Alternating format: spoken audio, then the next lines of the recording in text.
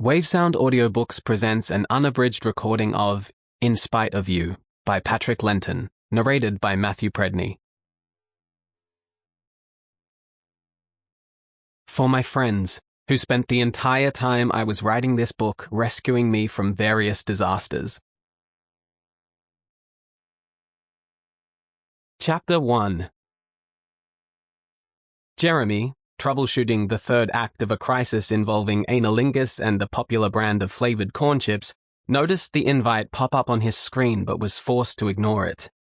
Someone was crying, various senior management types had gathered at his desk like Faubourton wearing seagulls around a pile of old chips, and increasingly panicked emails from the CEO in Fiji were backing up his email in rapid succession.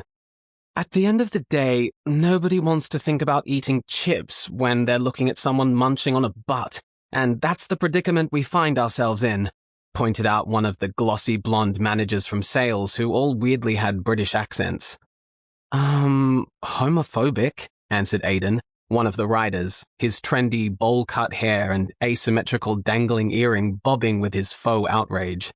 He was wearing a shirt inexplicably featuring Hillary Clinton and the caption, "How am I meant to live, laugh, love under these conditions?" Jeremy wondered if it was a reference he was now too old and uncool to understand, or simply incomprehensible on purpose. "Sorry?" responded the sales manager, who might have been named Samantha, or maybe he just typecast her as the Sex and the City character because of her propensity for shoulder pads. She looked as if she was trying to work out whether Aidan was making a serious accusation or simply an irony-poisoned one. Allegations of homophobia in their office could be either. "I eat ass and Doritos," pointed out Aidan, nodding to Jeremy. "That's beautiful, Aidan," Jeremy muttered. "Our very own clear eyes, full heart, can't lose." His eyes were still fluttering to the Facebook invite looming in the corner of his screen, but he was unable to click on it with literally half the office gathered around his desk.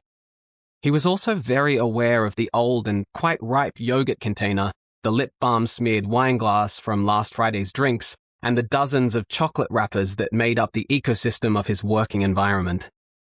"Okay, well, I guess in many ways you can't uneat an ass," Jeremy said, trying to sound firm. In terms of crises, this was very much a Wednesday.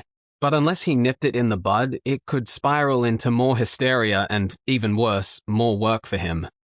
"We've removed the Doritos ad from the article, so it shouldn't be an issue anymore." "This is $1 million campaign. The damage is done," squawked the salesman. Sample complete. Ready to continue?